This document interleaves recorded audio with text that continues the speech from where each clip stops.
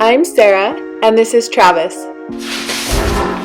We've moved 7 times in the last 6 years and are currently renovating our 3rd house with our 3 boys and our Old English sheepdog. Follow along as we renovate our house and raise our boys. That's him. Subscribe and join us on our next adventure.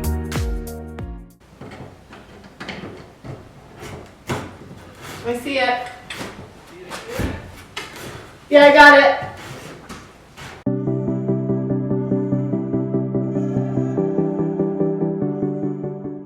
And when I get to about here, I almost have to lay down my belly because the roof's so low. Oh yeah. Miserable. Yeah, it should be okay for these lights. But if it was any further this way, I wouldn't be able to do much. Now what I have to do is run a wire from here to there to there. Is this going to be okay to cut? Oh well. Gosh, I can't cut it.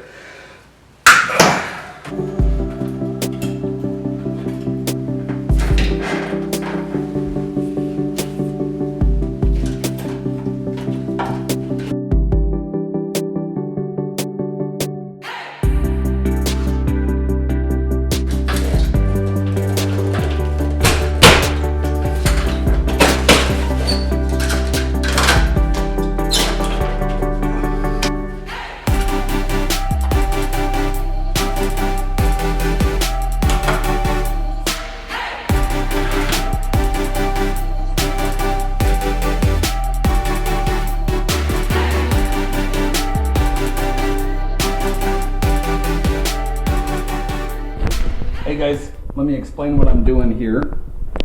So the old switch that was here turned on that vanity light. That's it. From switch to vanity light.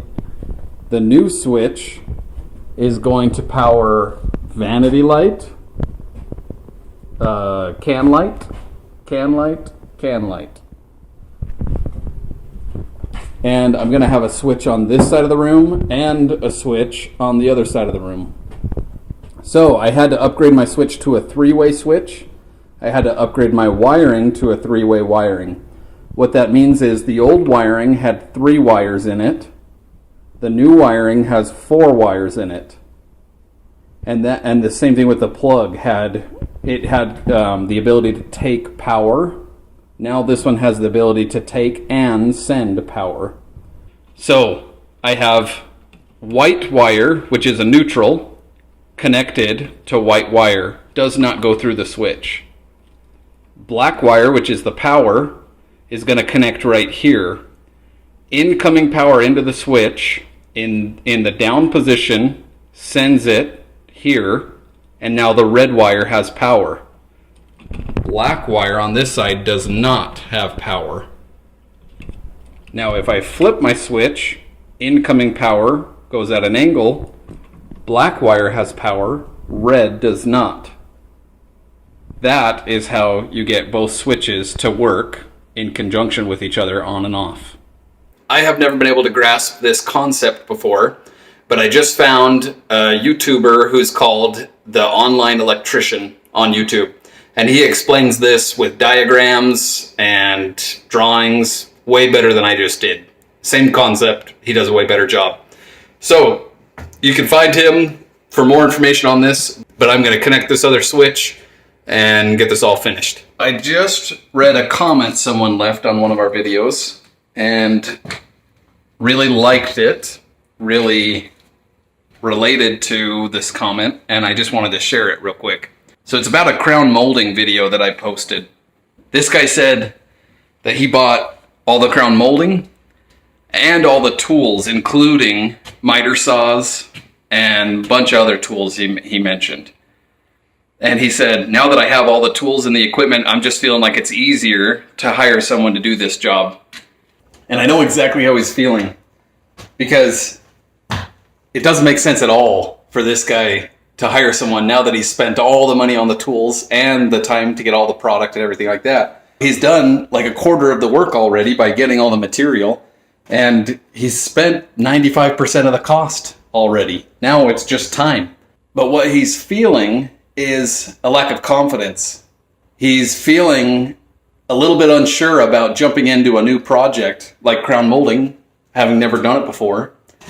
And so our minds just have this way of being negative, I think, sometimes, where we think, I don't know what I'm doing with this. Can I really do this? I don't know. We have self-doubt with new things. For example, I have done lots of bathrooms, but I'm diving into this bathroom right now where I'm going to be adding a tub right here.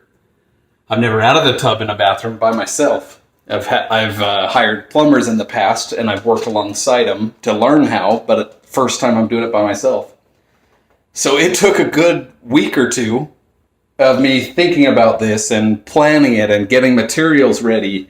I have all the materials right there, and I haven't started yet because I'm having the same mindset, the same lack of motivation, just because there's a little unknown with it.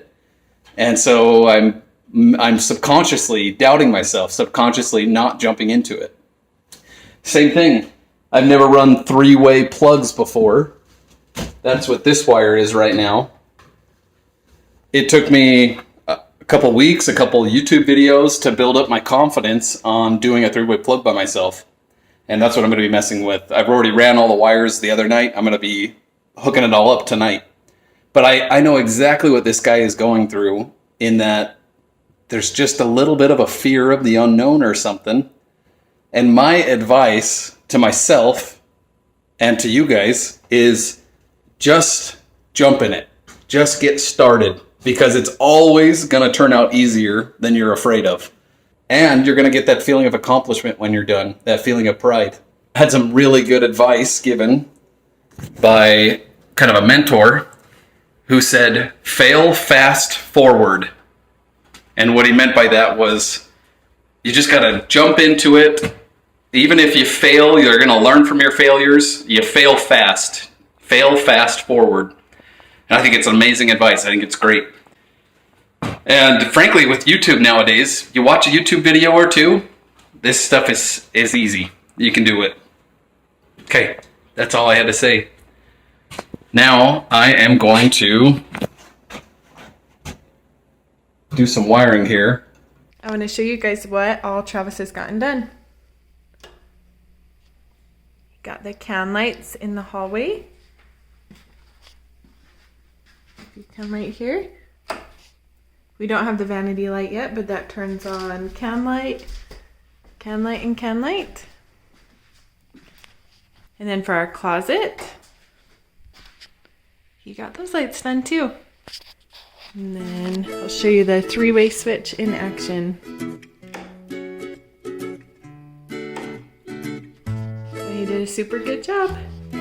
We'll see you guys next week.